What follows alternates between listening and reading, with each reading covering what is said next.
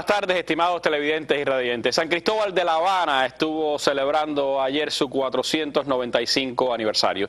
De esta importante celebración, de lo que significa para los habitantes de esta otrora villa, hoy ciudad, de lo que se vislumbra hacia los 500 años de La Habana, estaremos conversando esta tarde con el doctor Eusebio Leal Spengler, historiador de la ciudad, que nos está acompañando gentilmente en esta mesa redonda especial, donde estaremos mirando a la capital de todos los cubanos, a sus serios compromisos históricos, pero sobre todo hacia el futuro que también tiene que seguir labrando esta importante y también hermosa ciudad. De La Habana, pues estaremos hablando hoy en nuestra mesa redonda. Les propongo que nos acompañen en los próximos 55 minutos de programa.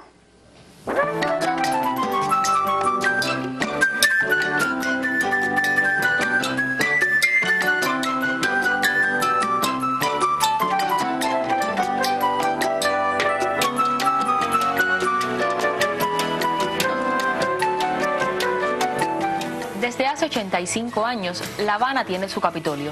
Este símbolo de Cuba se somete hoy a una reparación capital que inició a finales de 2012. Poco a poco, el edificio se fue llenando de andamios y cercando sus áreas exteriores. La tarea de restauración no se ha detenido un minuto, aunque quien ve la obra desde afuera no es capaz de imaginar cuánto se ha hecho y cuán complejo ha sido el proyecto. Al comenzar la restauración del edificio, nos encontramos un edificio que no estaba en un estado constructivo deplorable, pero que tenía dañado gran parte de su sistema. El reto fundamental ha sido tener que enfrentarnos a la ejecución de una obra de esta majestuosidad a la misma vez que vamos diagnosticando, vamos restaurando y vamos construyendo la obra a la misma vez. En la primera fase de la restauración se terminó la cubierta de todo el Capitolio para evitar las filtraciones que habían deteriorado el inmueble. También se trabaja en las redes exteriores con la fundición del piso de granito y la vegetación. A medida que vaya concluyendo dicho proceso, se eliminarán las barreras para que la población pueda apreciar los avances. Uno de los resultados más visibles es, tal vez, la restauración de la fachada, pues actualmente se puede comparar el antes y el después. En el interior del ala norte se restauraron todos los patios interiores, se intervienen los vestíbulos, las luminarias vuelven a tener la belleza de antaño, se han pulido los pisos, rescatado los falsos techos con sus decorados, se trabaja en la restauración de los elementos de bronce, de la carpintería y del mobiliario original, y a la vez se le han agregado todos los sistemas que requiere un edificio en estos tiempos. El nuevo uso para el cual se destinará el inmueble será para que sesione la Asamblea Nacional del Poder Popular. Para eso debemos dotar al edificio de numerosos sistemas para que esta función pueda efectuarse con la calidad requerida. Estamos hablando de sistemas contra intrusos, sistemas contra incendios, todo el sistema hidráulico y sanitario, sistemas de protección adecuados, toda la reanimación de los ascensores existentes en el inmueble, entre otros sistemas. En el proceso de restauración se abrieron y restauraron los lucernarios originales que le devolverán el esplendor a los vitrales.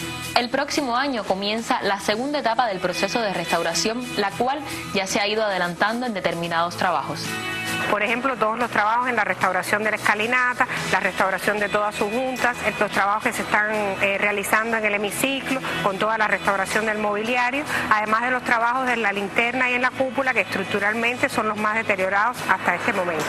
Cuando concluya esta tarea titánica en la que hoy intervienen más de 600 personas con el apoyo del gobierno, el partido, el Ministerio del Interior y de Cultura e instituciones y empresas de todo el país, el Capitolio será un lugar para conocer nuestro pasado y uno de los puntos desde donde se piense y decida el futuro de Cuba. Bueno, una obra impresionante esa del Capitolio, como lo fue y lo sigue siendo la del Teatro Martí, que ustedes pudieron apreciar el viernes en un documental que transmitíamos aquí en la mesa redonda. Pero de esas obras impresionantes, de esa preservación del patrimonio para las presentes y futuras generaciones, estaremos hablando más adelante con Eusebio Leal, porque me gustaría comenzar, por supuesto, hablando de historia, Eusebio. Hay mucha polémica, ¿no?, sobre por qué el 16 de noviembre, por qué 495 y no 500 años de celebración como han hecho otras villas. ¿Cuál es la explicación que le da el historiador de la ciudad a esta celebración del 495 aniversario? Bueno, esta tarde, antes de salir para acá, conversaba con mi colega, el conservador de la ciudad de Cienfuegos, y hablando con él, me anunciaba que en los próximos días, 1, 2 y 3 de diciembre, se va a reunir la red de ciudades patrimoniales en la ciudad de Cienfuegos, trazando estrategias comunes de cómo enfrentar la tarea de la preservación coherente de todo un sistema patrimonial que es tan singular en Cuba, porque en cada sitio la arquitectura, el modo de vivirla, los espacios públicos y hasta la cultura material en todos los órdenes es diferente. Se han venido celebrando las villas y en algunos casos la celebración es algo absolutamente correspondiente, como es el caso, por ejemplo, de Baracoa, en nuestra ciudad de la Asunción. Eso tiene nombre y dirección y día y hora. En el caso de La Habana, la situación era distinta porque faltaban dos elementos fundamentales. Falta el elemento documental que prueba la existencia de la ciudad, acuérdate que del campamento, ya que con la conquista se traslada la institución jurídica de Castilla en América, que es el cabildo, electivo entre los vecinos. Y de cada sesión se levanta minuciosa documentación. Nosotros las conservamos todas desde el 25 de julio, desde julio de 1550 hasta la semana pasada. Porque cada semana el gobierno me envía los documentos de sus sesiones mensuales y se incorporan para que todo lo que se discute hoy sea la historia de mañana. Claro. Ahora, en esos papeles, que son patrimonio de la humanidad, memoria viva de la humanidad, está todo lo que acontecía. Ahora, inexplicablemente, faltan aquellos que debieron comenzar en 1514 en un pequeño campamento establecido en la costa sur, en un punto equidistante de la ensenada de la Broa, para mí, donde el pueblo ha conservado un sentido de pasado, de que algo pasó, es en Melena del Sur. Decía usted en un escrito reciente que por ahí estuvo con el historiador Gregorio Delgado visitando. Gregorio Delgado, que de allí estamos visitando. Hay un padrón que dice aquí se fundó La Habana. Recorrimos la orilla del río, llegamos hasta la orilla de la playa, pasamos un bosque.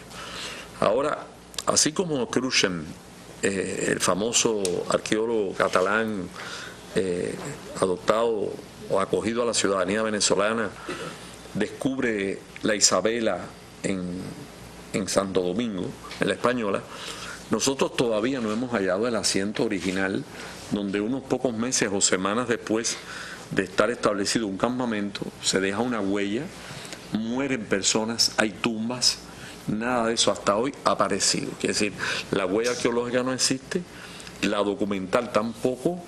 Probablemente todo el mundo lo ha atribuido, todos mis predecesores y los congresos de historia lo atribuyeron a los asaltos de los franceses, al incendio de La Habana por Jacques Desores, a que lo más frágil, que eran los papeles, pudieron correr una suerte infortunada.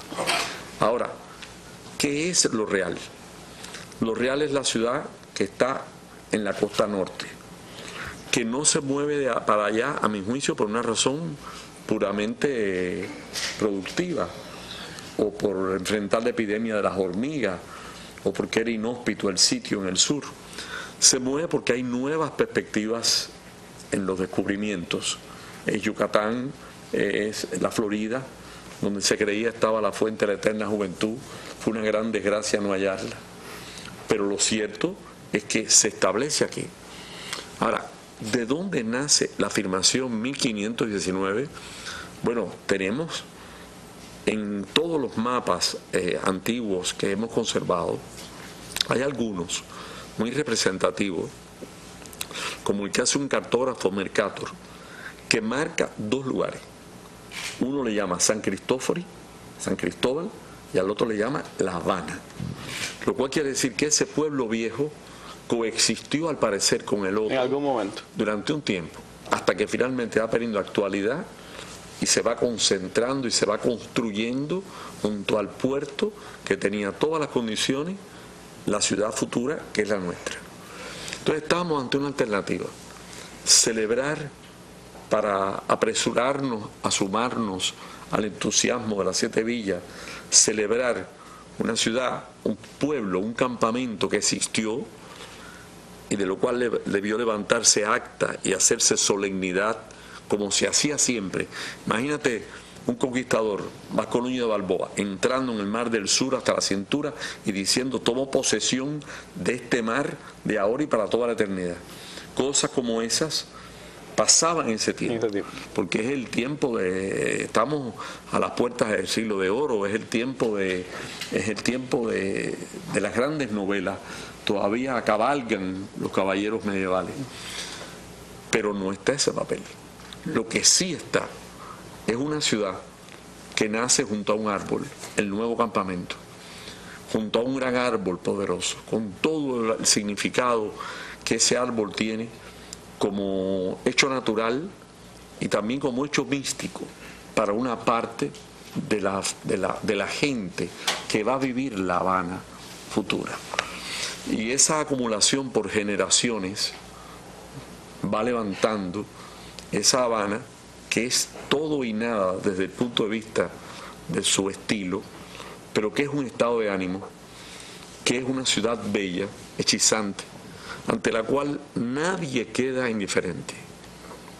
Nadie. Yo no he conocido una sola persona que no llegue, que no sienta que La Habana tiene un atractivo magnético y que donde quiera que tú pones la mano sobre ella, restañas heridas, reabres espacios públicos, plantas y no derribas, observas las normas y no las incumples, aparece nuevamente radiante la ciudad bella que es. Pero es además una ciudad histórica, es la ciudad de los grandes eventos del pasado. Por ejemplo, cuando Martí habla de la revolución que prepara, dice que los hilos de esa revolución con relación a La Habana los lleva él personalmente. Por ejemplo, es la ciudad de la universidad, con todo su peso en la historia de Cuba. Estamos a las puertas del 27 de noviembre y ese muro significa para nosotros un lugar sagrado. Allá esa es la piedra sagrada que marca el sacrificio de la juventud cubana por su patria, por su país. Entonces, esa ha sido en definitiva la batalla de la conservación. La discusión bizantina del 14 del 15, es más, no se tenía en cuenta el cambio de calendario. El cambio de calendario. Lo que estaba vigente en aquel momento era el calendario juliano. Por ende, no podía celebrarse en la fecha en que lo celebramos ahora, porque estamos en el gregoriano, ni en la fecha propuesta como 25 de julio, porque era el día de Santiago, porque sencillamente la fecha era otra. Ni siquiera en los archivos del Vaticano se ha encontrado esto, porque es que en los archivos del Vaticano está la erección de las catedrales, y la catedral que se erige se va a erigir en el oriente de Cuba, y la de La Habana siglos después. Mucho después. Pero en Sevilla, por ejemplo, que es la gran memoria de la humanidad hispanoamericana, hay 70 millones de documentos, en gran medida hoy digitalizados. En cualquier momento, un investigador choca con el acta y da la gran noticia. Verdaderamente sería un gran festejo. O nuestros arqueólogos que andan continuamente buscando lo que está perdido, de pronto van a decirme: hemos encontrado los cimientos, hemos encontrado las tumbas, hemos hallado el comienzo de la historia. Ahora, no ver el cielo no quiere decir que no exista. Por eso lo más importante para mí es La Habana real, La Habana salvable, La Habana en peligro, La Habana que, como decía el ilustre arquitecto Mario Coyula, que fue uno de sus grandes defensores, merece el destino de ser, como se dice un poco redundantemente, la capital de todos los cubanos. Es más, hoy es más representativa que nunca, porque poblada por cubanos de todas las latitudes, ella es la capital de todos, la capital, la cabeza. Estamos hablando además de una fecha, Eusebio, que yo creo que más que marcar un inicio, lo que marca es una tradición, es un culto a esa ciudad. Sí, porque siempre hay varias fuentes. Hay la fuente documental, que es muy importante, la fuente arqueológica, y después hay una que nunca se puede obviar, que es la que queda en la memoria popular. Entonces, en la memoria popular, desde tiempos inmemoriales, además, hay un grabado, una pintura de La Habana, descubierta hace menos de 30 años en Sevilla, donde aparece a todo el pueblo, más o menos organizándose con su plaza, con sus calles principales, y aparece un gran árbol exento en medio de todo aquello. Quiere decir, el árbol estaba ahí. Y la fe habanera, como dice la lápida, nunca desmayó. Cuando el árbol muere, porque su raíz caudal bebe las aguas salobres de la mar, se planta otro. Y al triunfo de la revolución, recuerdo que en el mes de enero había un gran cartel que decía tratamiento terapéutico para la salvación del árbol, porque la ceiba vieja estaba muriendo como la vieja sociedad. Entonces la ceiba actual es la que plantó la revolución. Me recuerdo el día en que llegó, y cuando se destruyó la otra, cayó y la seccionaron, la gente venía y se llevaba pedazos de aquel árbol como reliquias santas de un pasado que el árbol representaba. Por otra parte, para los africanos, parte sin la cual no es explicable la historia de La Habana ni la historia de Cuba, el árbol era un árbol santo, un árbol que de encontrarse en una vereda había que torcer el camino. Es el árbol ante el cual se depositaban las ofrendas. Y yo todavía en el año 60, 62, 63, recuerdo en la madrugada ver aparecer unos personajes que prácticamente estaban escapados de los grabados antiguos, trayendo ofrendas al árbol, haciendo sahumerios al árbol, tocando el árbol, llamando al árbol. Hoy hacemos una linda ceremonia civil. Las masas poderosas que una vez fueron un símbolo de protección y valor de la garantía electiva de la ciudad, la llevan los niños de la escuela Ángela Landa. Y se van turnando porque las masas de plata de 1632 son joyas muy antiguas pero muy pesadas. Y tú ves que los niños vamos avanzando, llegamos al árbol, hacemos las tres. Entonces alguien me decía, trate de explicar el sentido histórico del porqué.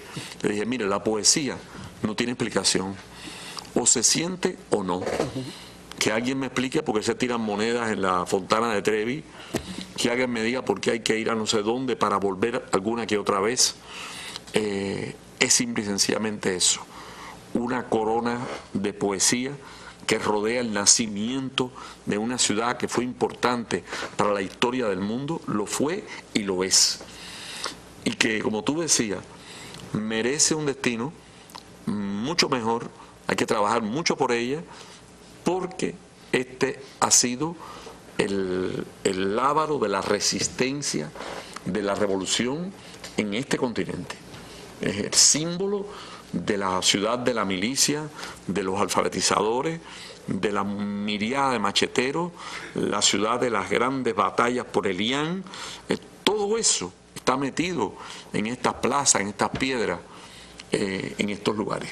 Un destino del que estaremos hablando en esta mesa redonda, de su centro histórico, de lo que está pasando allí en el centro histórico de la ciudad, pero de lo que debe pasar en toda La Habana, en esa ciudad que aspira a llegar en el 1519 a sus 500 años de fundada como villa. Les invito a que nos sigan acompañando aquí en la mesa redonda.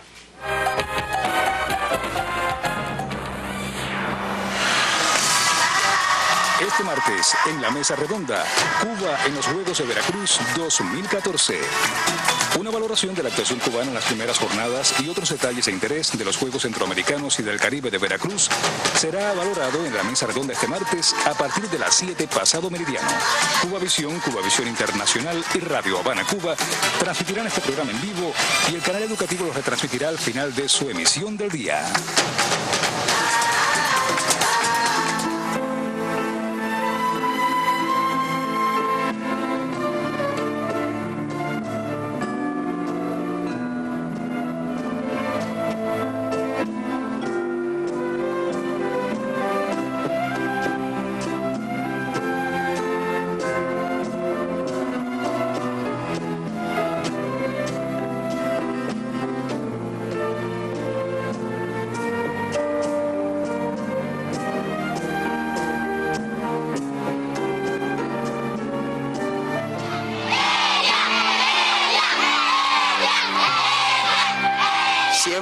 se vio ese amor, siempre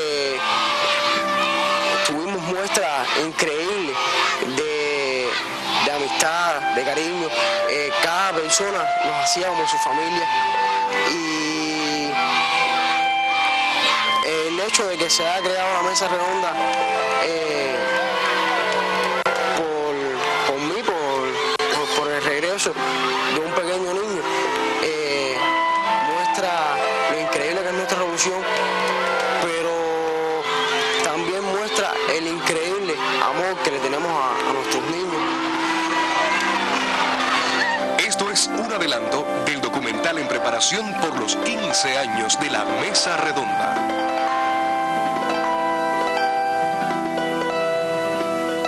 Darle vida a una de las entradas más fabulosas del centro histórico, la Avenida del Puerto, constituye uno de los propósitos más abarcadores de la oficina del historiador. La reanimación de la franja que va desde el muelle de caballería hasta los almacenes San José se ejecuta desde el 2011 con el apoyo de numerosas empresas e instituciones cubanas. Varios de los proyectos donde conviven modernidad e historia son ya una realidad. Entre ellos destacan el enmascaramiento del sifón del alcantarillado de La Habana, una de las 7 maravillas de la ingeniería civil cubana, y el Centro Cultural Antiguos Almacenes de Depósitos San José.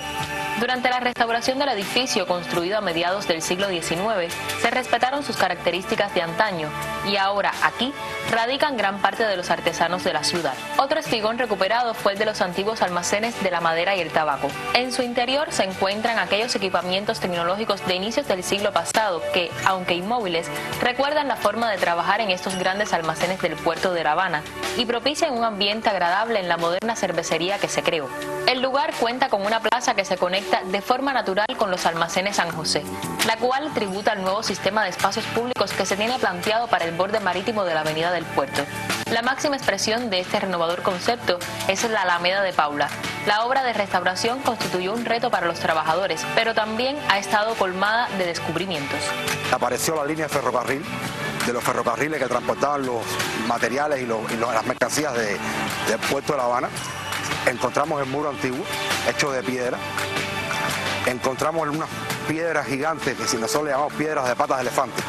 Las encontramos en un pavimento que estaba todo enterrado bajo la acera. La Alameda de Paula tendrá además un moderno paseo marítimo con un muelle flotante de 80 metros de longitud. La contemporánea construcción contará con barandas de seguridad, bancos y luminarias, todo diseñado para que los transeúntes puedan pasar un rato agradable. Sin embargo, para que la obra tenga el alcance esperado, la vida tiene que surgir de las apacibles aguas de la bahía. Todavía la bahía está sucia. Hay que controlar toda la basura que llega a la bahía desde los ríos que desembocan en ella. El próximo año concluirá el Emboque de Luz, el cual servirá como atracadero para las lanchas que trasladan diariamente a los pobladores de las ultramarinas Regla y Casablanca. La peculiar estructura metálica que conforma el edificio quedará transparentada en su totalidad gracias a una ingeniosa cobertura de cristales. En proyecto se encuentra también la rehabilitación del centenario edificio de la aduana y sus 3 espigones. En esta construcción se conservará la imagen original del inmueble, que fue concebido a inicios de la primera década del siglo XX. La Avenida del Puerto muestra una nueva imagen. Desde los espacios públicos se potencian zonas de esparcimiento para todos, pero sin perder esos elementos que son memoria del puerto y forman parte del patrimonio industrial de Cuba. Bueno, cuántas cosas hermosas se hacen y se pueden hacer. El centro histórico sigue conquistando espacios. La Avenida del Puerto, que es parte de su espacio natural, pues está luciendo y va a lucir cada vez más bonita. ¿Cómo se sigue organizando ese trabajo, Eusebio? ¿Cómo se sigue pensando en sacarle ese esplendor que usted decía a nuestra ciudad vieja? ¿Y cómo se continúa trabajando en medio de las nuevas circunstancias por rescatar precisamente toda esa belleza natural e histórica que tiene el centro histórico? El otro día se me ocurrió decir, Randy, que la oficina del historiador es el seudónimo del Estado actuando sobre el patrimonio en esta ciudad y en cualquier parte. Aquí lo importante es la voluntad férrea de preservar, de garantizar para las generaciones futuras que se mantenga, que se conserve, que tenga además resultados económicos positivos y que esos resultados puedan ser compartidos y disfrutados por todos los cubanos. Para mí, la satisfacción mayor del mundo es cuando veo eso inundado durante la tarde o la noche, el domingo, por miles de familias cubanas que están paseando. Y cuando algún niño pide retratarse, o una pareja quiere retratarse, o alguien quiere decir, me doy cuenta que dejé de ser yo mismo para encarnar más y por sobre todas las cosas una idea y una voluntad que una vez me expresó en una noche memorable el comandante Fidel Castro. El comandante en jefe me dijo, tenemos que salvar La Habana, tenemos que salvarla. Y eso lo repitió en aquel memorable congreso de la UNIAC. Y eso me preguntó sobrevolando la ciudad colombiana de Cartagena, ¿qué podemos hacer por La Habana Vieja? Y yo te decía que es la preocupación cotidiana del general presidente Raúl Castro, continuamente preocupado, dándole su apoyo personal a cada iniciativa, a cada obra. En este momento, por ejemplo, cuando renace el monumento al mayor general Calixto García. Que ha quedado muy bonito. Un monumento precioso, que es un monumento que es difícil de acceder a él. Yo te diría que está mal colocado. Una rotonda bien difícil. Una rotonda difícil y riesgosa, pero una vez que uno vence ese obstáculo, encuentra en el interior la historia de una proeza de un hombre y de un pueblo. Es la restauración, la instalación del nuevo monumento de Simón Bolívar, en este momento en la Avenida de los Presidentes, que fue el regalo del presidente memorable, amigo y compañero Hugo Chávez, que nunca llegó a tiempo, pero que ahora será un recuerdo invalorable de su amor a Cuba. Es la reproducción de la estatua del Libertador que vio José Martí cuando llegó a la plaza principal en Caracas. Es la obra social. Yo diría que lo más importante es que tú entras hoy en el centro histórico o en la colina universitaria, que es la ciudad de los saberes, o en el cementerio de La Habana, que es la ciudad futura. Si no hay otra determinación individual, es para allí. Entonces, todos los barrios que forman aquel conjunto están recibiendo. Hay una legión de jóvenes trabajando allí, reconstruyendo uno por uno los panteones que representan la historia de mujeres y hombres que forjaron esta historia. Uno de los lugares más patrimoniales de la ciudad. A veces alguien se queja, oye, ¿por qué restauraron ese? No, momentico. La revolución es cultura, la revolución es sabiduría, la revolución es voluntad de perseverar y de conservar todo lo que es útil o contribuya a salvar la memoria del pueblo cubano. Y donde quiera que podemos hacer algo, lo hacemos. Y donde quiera que podamos apoyar, como lo hemos hecho en Camagüey o en Santiago, ante la gran tribulación provocada por el ciclón, con mucho cariño y con mucha humildad, lo hacemos. Entonces, creo francamente que no se ha celebrado este año, a mí no solamente me conviene, sino me alegra. Porque ¿con qué cara nos vamos a presentar nosotros a conmemorar 500 años de La Habana? Cuando a pesar de todos los esfuerzos que se realizan por parte de las autoridades, de la oficina, que no somos nosotros, es el pueblo, la gente actuando, hay tantas cosas por solucionar y por resolver de distinta naturaleza. Entonces tenemos un lustro, 5 años, para día a día contribuir, como escribí en el periódico en su momento, a que las fuentes funcionen y sean respetadas, a que los monumentos sean venerados, a que las personas se comporten como ciudadanos dentro de una ciudad, a que entiendan que esta es la cuna de Martí, que la unidad de la nación cubana se expresó en un hecho fortuito, azaroso de nuestras luchas, y es que Oriente, que comienza en el río Jobagua y termina en Maicí, Oriente en Santiago, la capital de capitales, conserva la tumba de Martí, y La Habana conserva la tumba de Maceo. Esa es la unidad nacional e indestructible del pueblo cubano.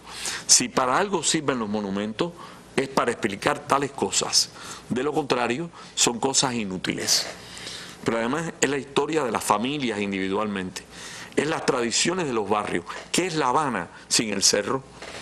¿Qué es La Habana sin la calzada del 10 de octubre? ¿Qué es La Habana sin la calle de Monte o la calle de Reina. Entonces, observemos todo eso.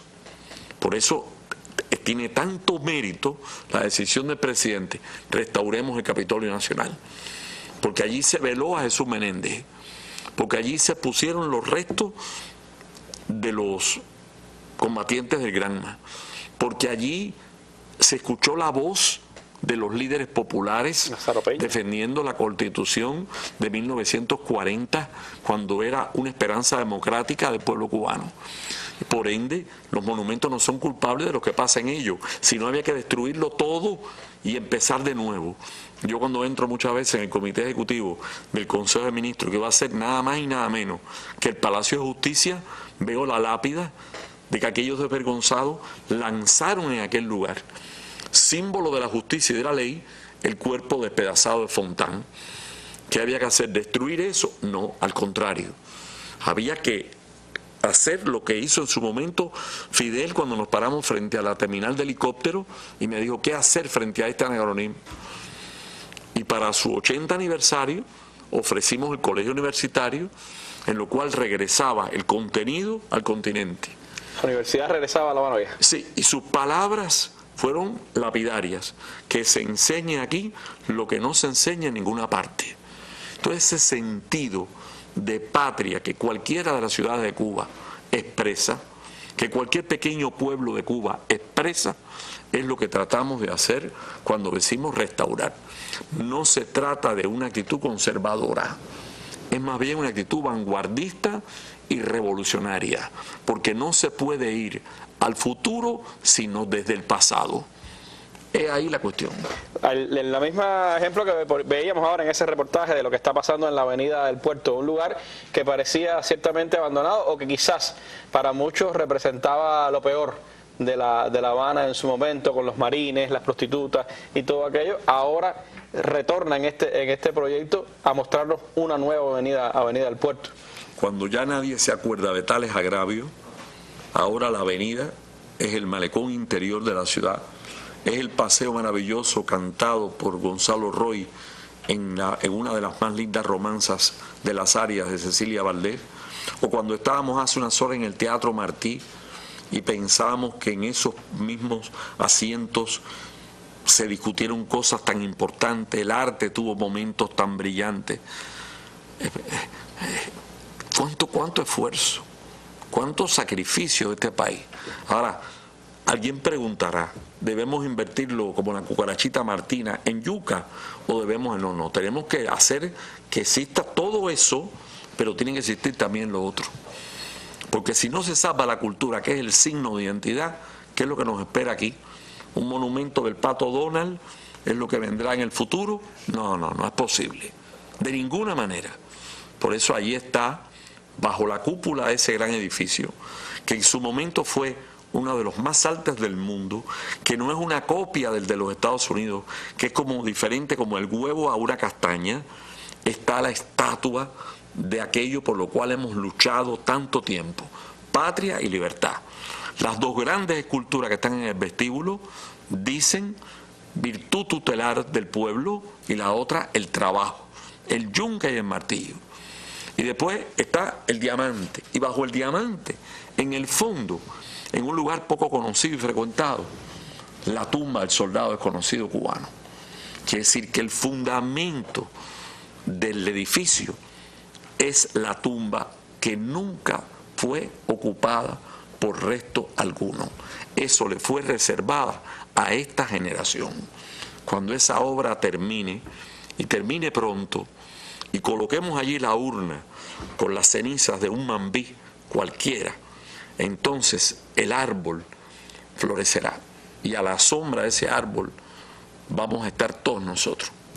Hay dos elementos que siempre a mí me han impresionado de la Habana Vieja, Eusebio, y uno es ese empeño por dejar hacia el futuro un legado, que pasa también por todo el trabajo que ustedes han hecho de preparación de esas personas en la restauración, por formar también los arqueólogos, por formar la gente que tendrá que seguir este proyecto de historia y de presente de La Habana Vieja. Y otro de los elementos que me parece también distintivos un poco de La Habana Vieja, de vanguardia, en esa misma palabra que usted sabe, es cómo desde hace tiempo en La Habana Vieja coexisten quizás los factores económicos que hoy están presentes en la sociedad cubana y conviven de una manera armónica y respetando ese espacio histórico, es decir, desde la iniciativa individual hasta los grandes proyectos de desarrollo del país. Bueno, en la expresión de ese orden fue la creación en el Almacén San José de un centro cultural donde están los artesanos ocupando un lugar, pagando sus impuestos. Es conveniente recordar que el único impuesto que quedó vigente después del triunfo de la Revolución fue el siempre olvidado impuesto sobre el pago de la chapa de los automóviles. El primero que se restablece es el que se coloca para contribuir el sistema empresarial y hoy también los naturales a la restauración del centro histórico. Ahora, dentro de esas nuevas perspectivas que da el Congreso, que dan los lineamientos, que da la remodelación de la economía cubana, aparecen iniciativas que tienen que triunfar, pero que tienen que hacerlo dentro de los parámetros que el Plan Maestro estableció para el uso del suelo, para el uso de los edificios, y dentro de ese contexto hoy hay una expresión tan variada, tan diversa, tan atractiva, que ha creado tantas fuentes de trabajo, porque otra cuestión es muy importante. El centro histórico representa una fuerza de trabajo enorme. Todo el que viene a Cuba quiere ver la misteriosa Habana. Todo el que llega a La Habana quiere ir al centro histórico, porque hay otras obras maravillosas de la Revolución o de la Nación que le son inaccesibles.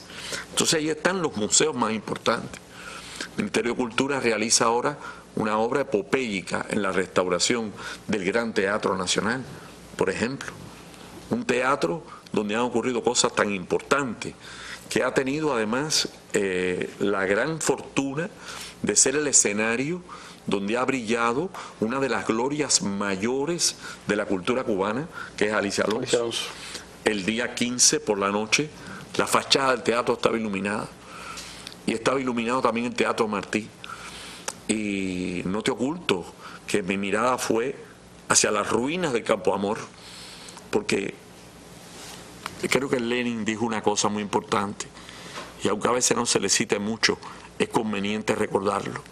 Decía, las revoluciones no son nada románticas, pero yo desconfío profundamente de los revolucionarios que no lo sean. No sé.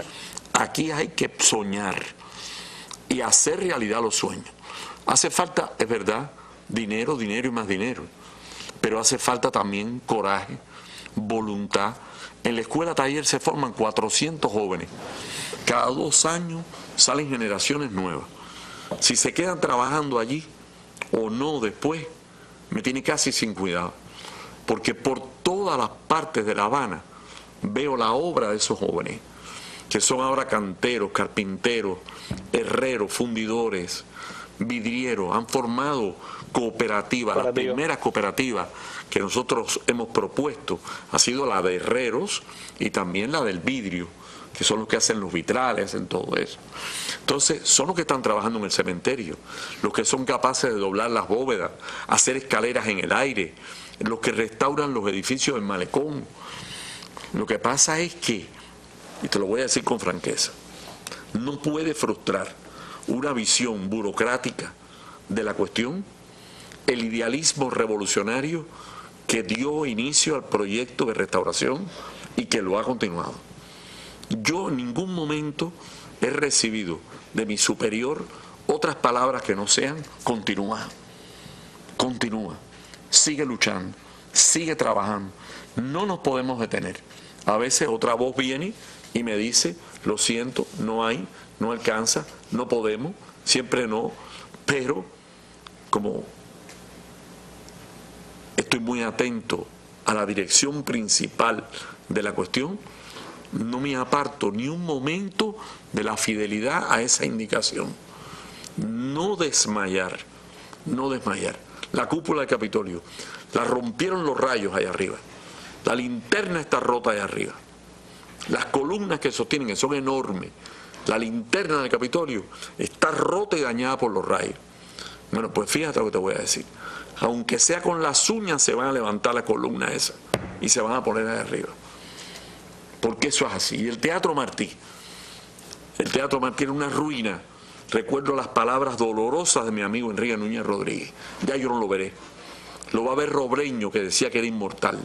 Y me acuerdo de ellos todos los días. Y me recuerdo el momento que entré en el Teatro Martí, todo lleno de pulgas, se veía el cielo desde la sala, todo destruido, abandonado. Y de pronto cerré los ojos e imaginé la función. Y cuando vi eso, dije, mientras sea capaz de ver tales cosas todavía, puedo hacer grandes empeños. Por eso yo le agradezco mucho a la Mesa Redonda, porque no es la primera que se dedica al centro histórico. Ahora, con el pretexto del 495 aniversario, y que se tomen muy claramente mis palabras, que las dije ayer en la solemne asamblea el domingo en el Teatro Martí. Estos 5 años son muy importantes. Una fiesta de fachada no me interesa.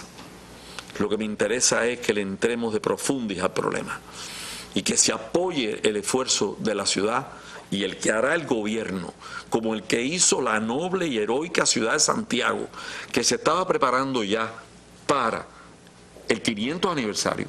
Cuando entró el ciclón más devastador, nunca ellos esperaron el terremoto, nunca un ciclón por el medio de la bahía. Quedó desolado. Solamente las Fuerzas Armadas pasaron hacia allá en los momentos más difíciles, en auxilio de aquel pueblo. Más que desalentado, anonadado. Roto sus monumentos, dañado el cementerio memorial, roto los edificios principales, perdidas las casas de familia. Y sin embargo hay que ver qué esfuerzo el de Santiago. Qué linda la obra realizada en Baracoa. Qué precioso el trabajo iniciado en Santo Espíritu. Qué esfuerzo el de Trinidad. Qué esfuerzo el de Cienfuegos. Cuánto hay que hacer igualmente por Matanza. Cuánto se ha hecho por Ciego de Ávila. Lo que se hizo en Camagüey. Lo que se ha hecho en Camagüey, partiendo de esa ciudad radial.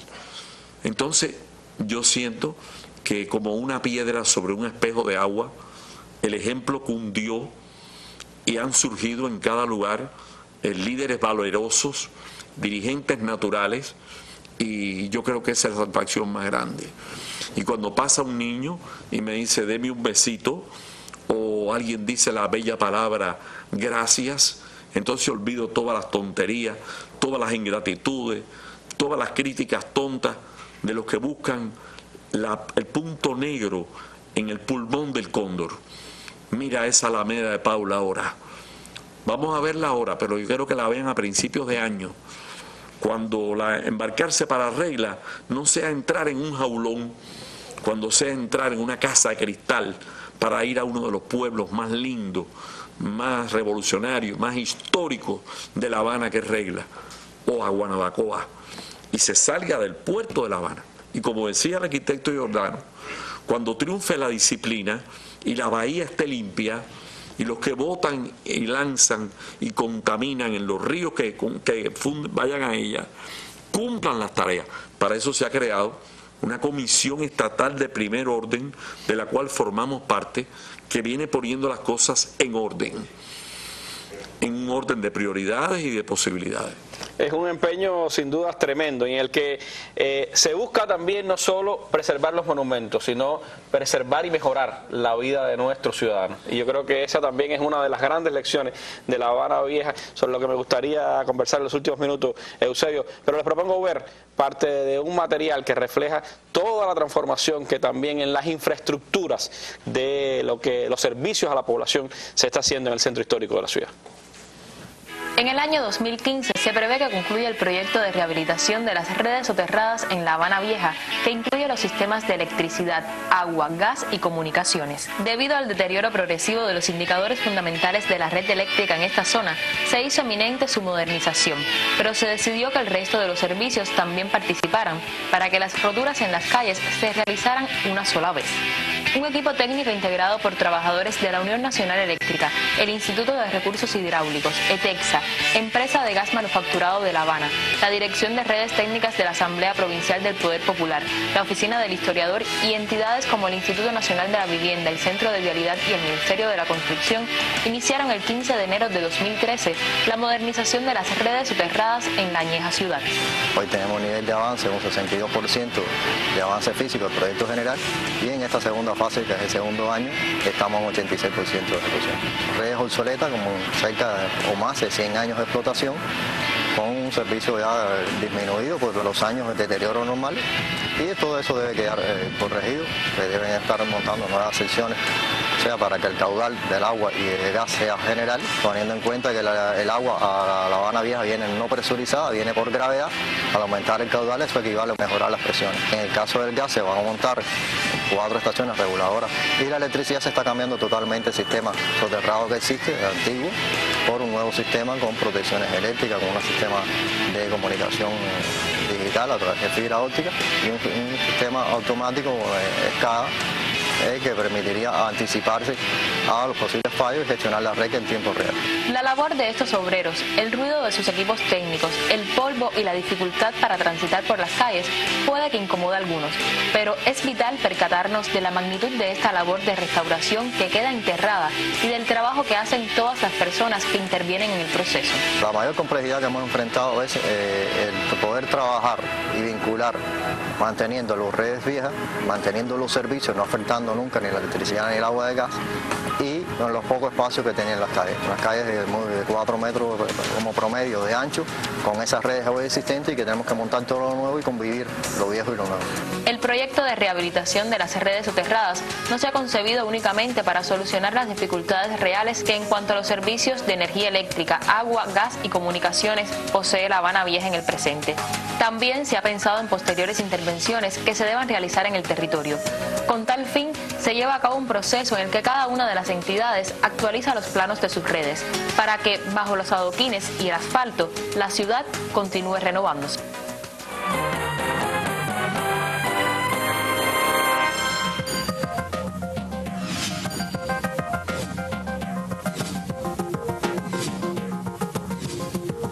Este jueves, en la Mesa Redonda, Cuba frente a las drogas. Las acciones del país para la prevención y el enfrentamiento al tráfico y consumos de drogas serán analizadas el próximo jueves en la Mesa Redonda, donde comparecerán la ministra de Justicia y autoridades del MININ, Aduana General de la República, el Ministerio de Educación y el Ministerio de Salud Pública. Cubavisión Internacional y Radio Habana Cuba transmitirán este programa desde las 6 pasado meridiano.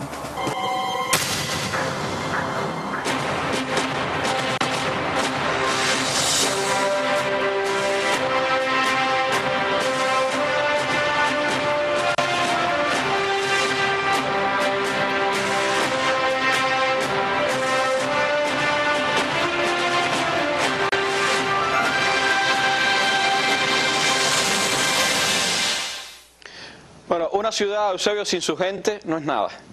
Y esa ha sido la filosofía siempre de todo el trabajo de la Oficina del Historiador y todos los proyectos que ha llevado adelante. ¿Cómo seguir involucrando al pueblo de La Habana Vieja en el centro histórico, pero al pueblo de toda La Habana en esa restauración de la ciudad, de la que queremos, de la que aspiramos?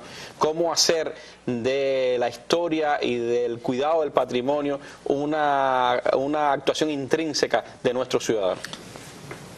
Yo creo que el concepto de centro histórico, que era más bonito y más exacto que el de La Habana Vieja, hablaba de un punto de partida, pero hay muchos puntos de partida en distintos lugares de la ciudad, y hay que reconocer la existencia en esos puntos de partida de nuevas fundaciones que han surgido no de la voluntad de los cubanos, sino de su necesidad.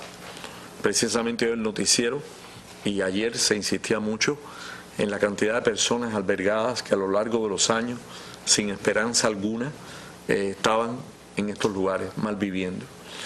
Y ver la nobleza y el cariño con que las personas se expresaban cuando recibían de manos del país, con gran esfuerzo, sus nuevos techos.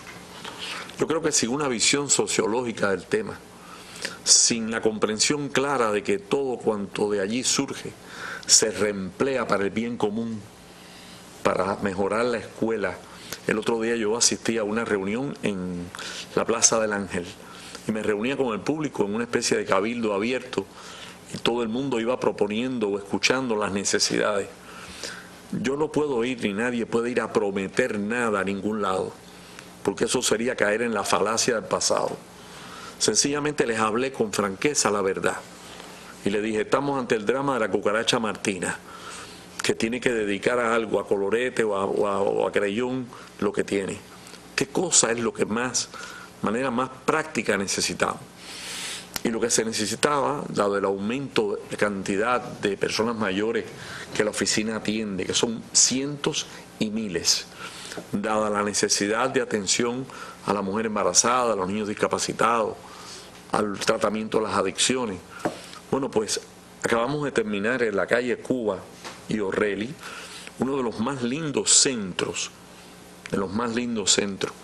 que se realizó con apoyo de la comunidad de la cooperación internacional, que es a lo que dedicamos las cuestiones puramente sociales, la comunidad zamorana.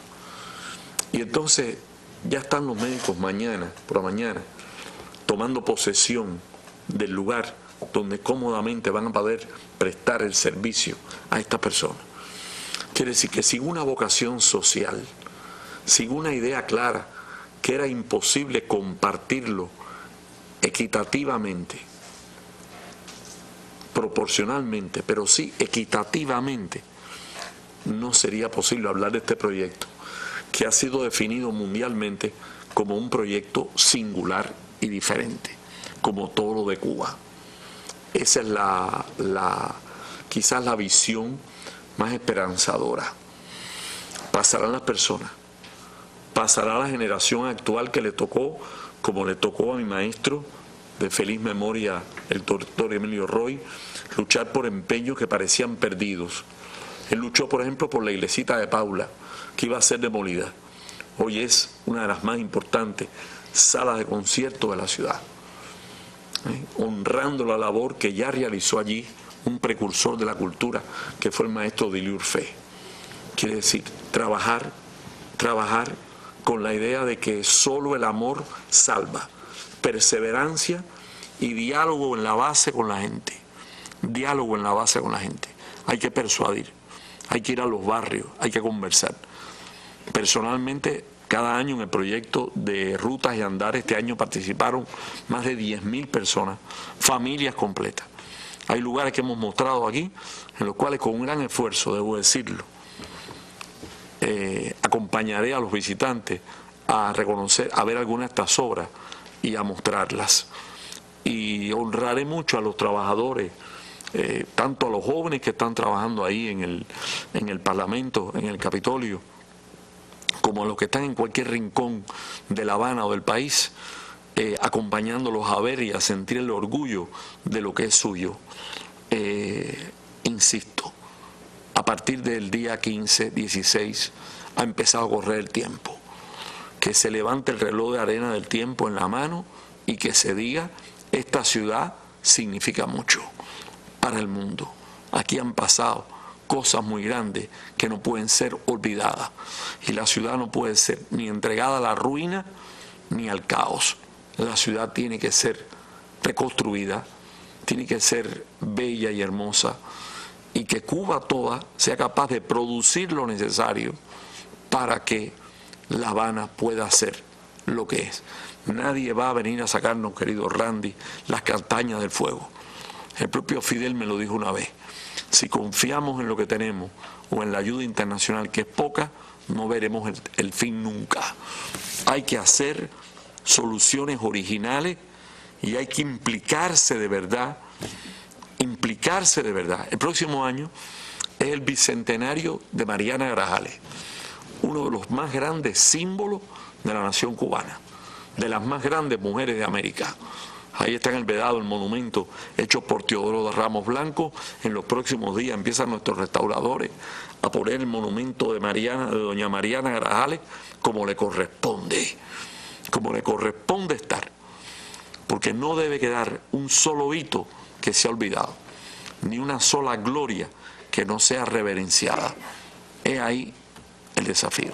Un desafío para 5 años, para que en el 2015, 2019, disculpen, cuando estemos celebrando ya los 500 años de La Habana, pues lleguemos hecho obra ese empeño de los habaneros por tener una mejor ciudad. Que no parezca, como usted decía, en lo por venir la fe habanera. Ese creo que es el gran empeño en el que tiene que involucrarse toda la ciudad, los que nacieron y los que vinimos después, los que hemos hecho también de La Habana parte de nuestras vidas. 500 años de historia que habrá que celebrarlo, más que conmemorarlo, como decía Eusebio, con ese orgullo de una ciudad que ha hecho historia y que sigue siendo admirada, no por gusto, pues quienes vienen a Cuba quieren ver a La Habana. Una Habana que sigue renaciendo desde su centro histórico, una obra extraordinaria que allí se ha hecho y que a muchos, por supuesto, hace exclamar y hace volver una y otra vez